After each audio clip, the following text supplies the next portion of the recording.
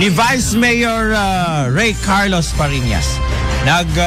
Sarita, may panggap pa lang apo kadetoy road closures nga mapaspasamak apo iti syudad Tilawag. In time at dinggen apo detoy side ni apo Bise, may panggap pa lang kadetoy saan nga pa nagkikinawatan iti nagbaitan ti opisina na and Philippine National Police iti Lawag.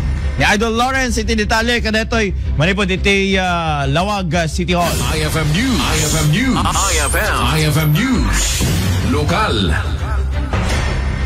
Nagsarita ni Vice Mayor Carlos Fariñas iti syudad Tilawag pakasekna ti road closures nga pagpatungpal Tilawag City Police Station kuna ti Vice Mayor nga da iti local government code ti guidelines ti road closure ket kunana ang makikigtutlat ti isunan no kas bilang adda ti pasken ang kasapulan ngagsera ti dalan nga isu ti makagapo ti nairot nga ayos ti trapiko iti University Belt. Ti lintek ako at the local government code tayo RA 7160 section 21 A to C.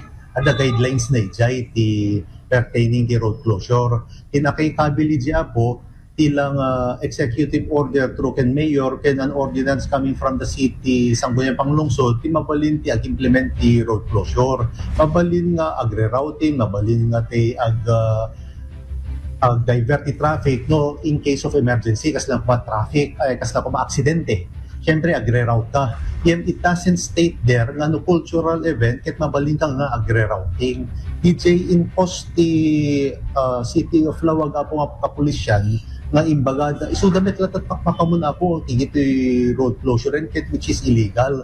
Imbatad ti Vice Mayor at tinagsagitan tinlakim na kati panagsurat ken kuha na ti Hepe ti Lawag City PNP nga arig na linektura na ti Vice Mayor pakasakna ti road closure. Itakmet ti reply letter nan nga isasayt na ito'y ibagbaga na met kanya ako tsak amot difference di rerouting tsak amot kahit nasa 20 temporary closure lecture na met niya ako heaven ket ate kastoy tapos si Jay last paragraph na ibaga na kanya nga I assume that you know the event tapos awan inubobrak na ordinance nga ipasok ko and everything awan na alam niya po iso dalatat naknakabo mistake niya po hepe apo bago na-comply sunak yan ni PD na enforce na kumamit yan ni Mayor, kay orda kami, sir, ada na-receive mi customer communication, mabalim mi ka din nga isa right boy. Tapno makaramit kami ti nasisitang ordinance or ni Mayor, nakaramit ti EO na Yan isumarod nga DJ Integrity, DJ 13 Sangguniang Panglungsod po, dito legislative ti Lawag City,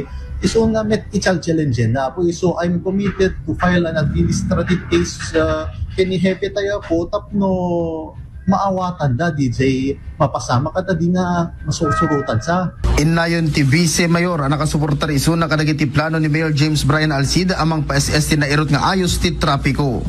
Manamnamang agsaritan to ti Hepe iti syudad Tilawaga ken kastapayan ni Vice Mayor Carlos Fariñas apaman ang makaawid daytoy. Para iti IFM News, Idol Lawrence Martinez, Tatak, RMN.